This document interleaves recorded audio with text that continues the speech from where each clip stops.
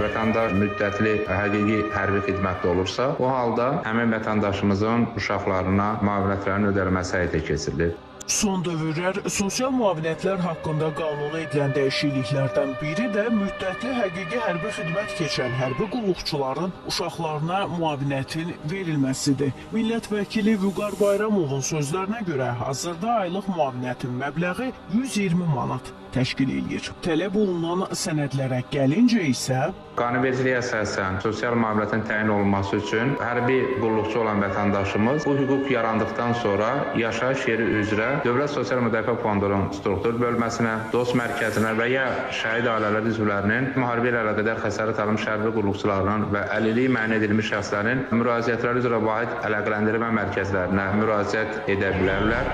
Bu zaman müraciət edən şəxsin şəxsiyyətini təsdiq edən sənəd, yəni şəxsiyyət vəsiqəsinin surəti, uşağın şəxsiyyət vəsiqəsi, doğum haqqında şəhadətnaməsi həmin vətəndaşımızın müddətli həqiqi hərbi xidmətdə olmasını təsdiq edən Azərbaycan Respublikası Səfərbərlik və Hərbi Xidmətə Çağırış üzrə Dövlət Xidmətinin arayışı tələb olunur. Müavinətin verilməsi ilə bağlı məlumatı olmayan vətəndaşlarımız qeyd edilən əvvəlki illər üzrə də müavinəti almaq hüququna malikdir.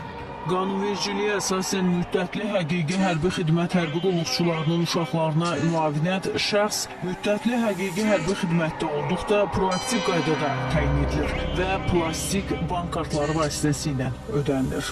Müddətli həqiqi hərbi xidmət hərbi qulluqçularının uşaqlarına müavinət hər bir uşaq üçün təyin olunur. Bu müavinət müddətli həqiqi hərbi xidmət hərbi qulluqçularının həqiqi hərbi xidmətdə olduğu müddətə 18 yaşına dək olan uşaqlara şamil edilir. Müavinətin ödənişi müddətli həqiqi hərbi xidmət hərbi qulluqçuları ehtiyata buraxıldıqda və ya vəfat etdikdə, habelə müavinəti alan şəxs vəfat etdikdə, o cümlədən qanunvericiliklə müəyyən olunmuş qaydada itkin düşmüş və ya ölmüş elan edildikdə dayandırılır. Müavinətin təyin olunmasından imtina edilməsi barədə qərar qəbul edildikdə 5 gün müddətində imtinanın səbəbləri göstərilməklə müraciət edən şəxsə rəsmi məlumat verilir. Müraciət edən şəxsin bu qərardan məhkəməyə şikayət etmək hüququ da var.